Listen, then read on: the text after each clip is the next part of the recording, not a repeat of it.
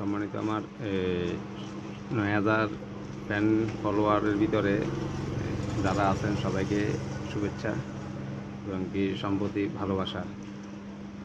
আসলে একটা কথা বলতে চাইছিলাম, সেটা হচ্ছে বর্তমান বাংলাদেশের যে পরিস্থিতি, এটা কেমন যেন একটা হযবরল হয়ে গেছে। আমাদের দেশে মানে হাসপাতাল থেকেও মনে হয় সিগারেটের কারখানা, সিগারেটের ফ্যাক্টরি অনেক বেড়ে গেছে।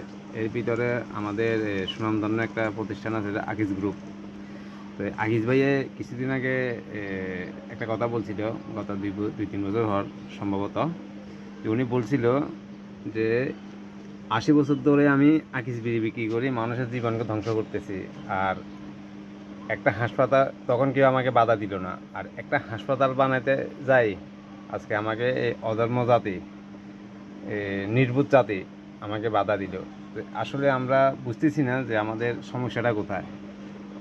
যে আমাদেরকে সিগারেট, নেশা জাতীয় দ্রব্য মুখে দিয়ে টেনে মানুষের জীবনকে ধ্বংস করতেছে, সে ব্যক্তি একটা হাসপাতালও করতেছে।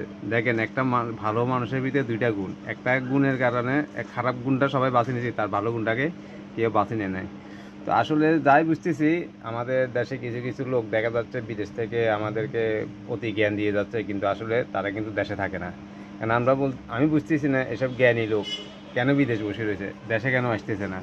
এর ভিতরে একজন আছে আমাদের পিনাকি ভট্টাচার্য, যেটার মানে আপনার নামে ভট্টাচার্য কিন্তু কামে কিন্তু ভট্টাচার্য নয়। সে কিন্তু হিন্দু হয়ে বিয়ে করছে মুসলমান নারী। এবং প্রশ্ন হচ্ছে, সে তার ধর্ম পালন করে, এই আরেক ধর্ম পালন করে, এরকম নাস্তিক দিয়ে কি দেশ চলবে? আমি বুঝতেছি না আমাদের দেশের জনগণ কীভাবে তাদেরকে মেনে নিচ্ছে। হ্যাঁ, এর ভিতরে আছে আমাদের 21 টিভির একটা চোখ, ইলিয়াস হোসেন, সাংবাদিক। আমি ওনাকে খুব শ্রদ্ধা করি। তো দেখা যাচ্ছে উনিও খুব জ্ঞানী কথা বলে। তো এসব জ্ঞানী লোকেরা কেন দেশে আসতেছে না, এটাও আমার মাথায় ধরতেছে না। তো আপনারা যদি মনে করেন যে এসব জ্ঞানী লোক টোকায়, এর ভিতরে মনে করেন দেন আরও কিছু জ্ঞানী লোক আছে যারা সবসময় দেশের মানে বিদেশে বসে দেশের পক্ষ নিয়ে, মানে সামাজিক পক্ষ নিয়ে অনেক কথা বলে, কিন্তু বর্তমান দেশের যে অর্থনৈতিক যে সংকট চলতেছে, এটা কিন্তু কেউ বলতেছে না। আপনার যদি এটা জানার বেশি দরকার হয়, তাহলে যারা ডিপার্টমেন্টাল স্টোর আছে, মুদি দোকান আছে, তারপরে আপনার কাঁচামালের দোকান আছে, এদেরকে যদি আপনি জিজ্ঞেস করেন, তাহলে বুঝে নেবেন যে দেশের বর্তমান পরিস্থিতি কোন জায়গায় আছে।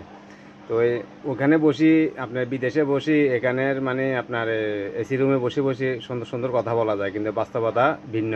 তো দয়া করে আপনারা দেশে আসুন, দেশে আসে আমাদেরকে একটু বাঁচান। আপনারা ওইখানে বসে জ্ঞান না দিয়ে দেশে জ্ঞান দেন আসি। ধন্যবাদ সবাইকে।